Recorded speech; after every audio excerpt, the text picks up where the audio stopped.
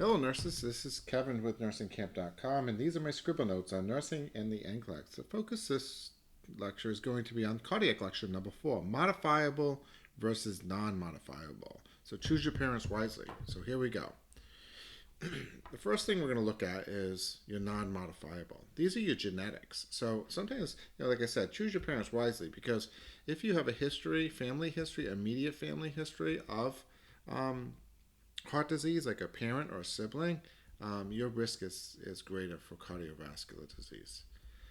The next thing is your age. As we grow older, generally our vessels will start to deteriorate over time, and that's why it's very important to have these modifiable factors to be treated so that the damage to the vessels don't increase over time.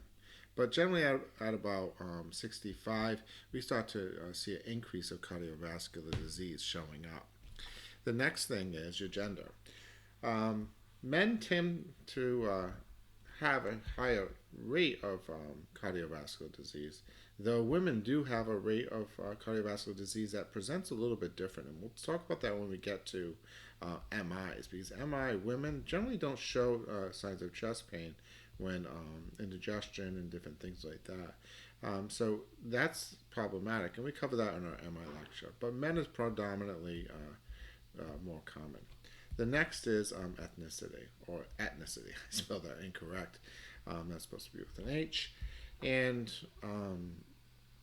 that's the double A. Asians and Africans. They just have the highest risk for cardiovascular disease. And whether or not it's structural or diet, that's up for debate. But Asians and Africans are the highest risk. Okay, the next thing we're going to talk about is your modifiable. Now, this is an important part, because modifiable reasons are, kind of what nurses do when we teach and we talk about things. We try to prevent these things because we know that in the future, later on, the person's going to have a risk for cardiovascular disease. And when we start to think about that, we start to say, well, are these things happening? Okay, so the first thing, sugar. Well, sugar is like diabetes. Okay, so a patient who's diabetic, what we want to do is that, in the vessels, is that sugar, that constant sugar that's in their vessels, actually starts to eat away at the insides of these vessels. And they actually become inflamed. And inflammation over time, like on a CRP, covered in another lecture, if that's elevated, that's a sign of inflammation. We've also have like homocysteine is another sign of inflammation. But diabetes, that's what we're trying to prevent, is we're trying to make sure that the sugar levels are okay so that this damage doesn't start to happen. And over time, it's going to really start to destroy those vessels. So the way that we do this, we monitor blood sugars, and we monitor the hemoglobin A1C. And the hemoglobin A1C should be less than 7. If it's greater than 7, they go to heaven. Okay, so, and we start to worry when it's greater than 7. So make sure that the hemoglobin is less than 7. You or I, if we don't have diabetes, would be 4 to 5. And then 5 to 7 is borderline diabetics, and greater than 7 is unmanaged diabetes or a problem. The next is obesity. Now, obesity is a BMI of greater than 30. It does increase the risk of having cardiovascular disease. BMI is very controversial. So generally what happens with the NCLEX is usually calculation of BMI, and also knowing that greater than 30 is a risk factor. What we do for that is watch diet, and then we watch diet and exercise in moderation. And stress is the next one. So stress, now the thing is with stress of the parasympathetic sympathetic system, is that the stress over time actually causes stress on these vessels.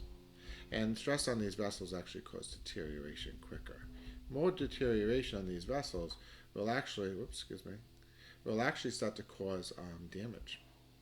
And when that damage starts to get caused on the vessels, it makes them more at risk for cholesterol kind of binding to it, which is the next thing that we're going to talk about here, and that's cholesterol.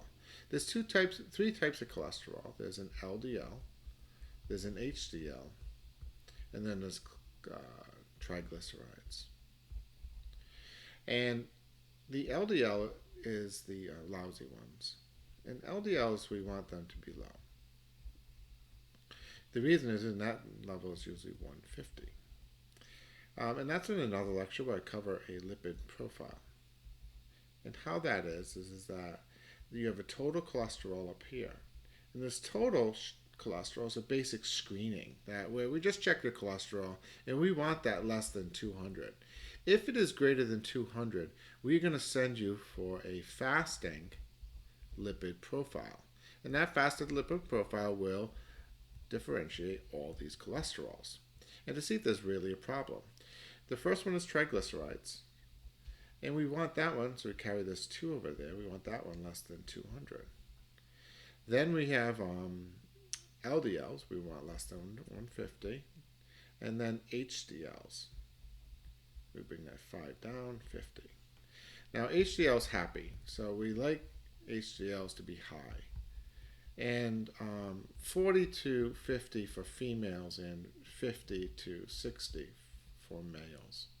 If it is low, we try to do things to increase those cholesterols, diet, exercise, all those types of things. But sometimes you can't correct this HDL.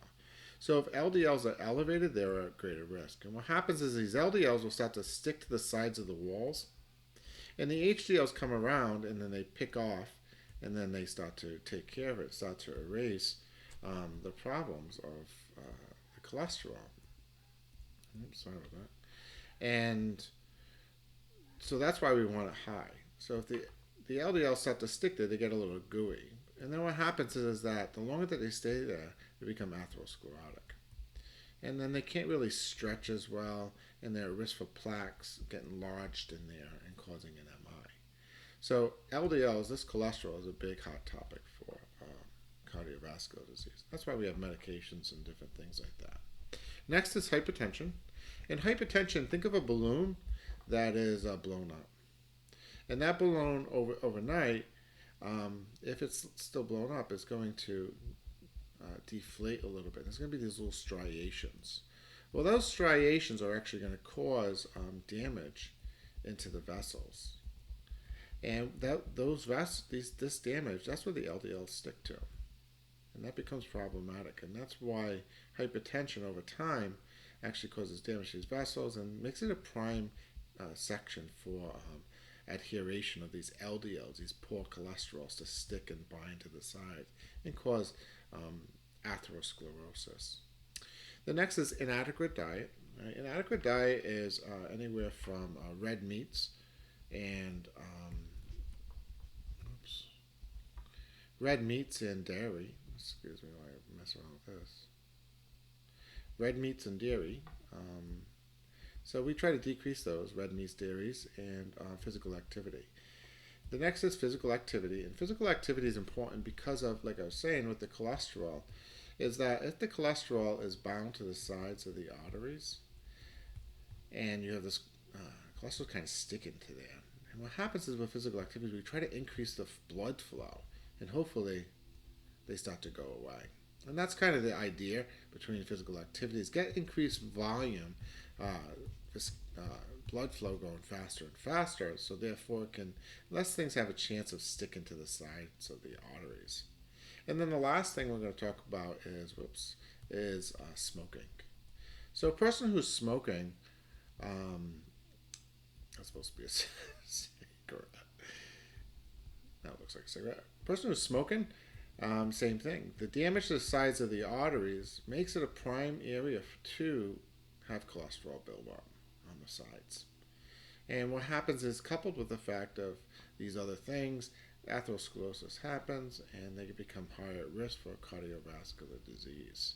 Well, those are some modifiable and non-modifiable causes. I don't really cover that too much. My name's Kamp, and this is Nursing Kamp, and in this course we're going to be talking more about what's going to be the most acute aspect of these patients and what you need to do. However, this is the starting road, all the reasons that would cause cardiovascular disease, and that's why we're covering it now. My name is Kamp, Nursing Kamp. I can be found on Instagram, Facebook, Pinterest, Etsy, and nursingkamp.com. That's it for me. Nurse on.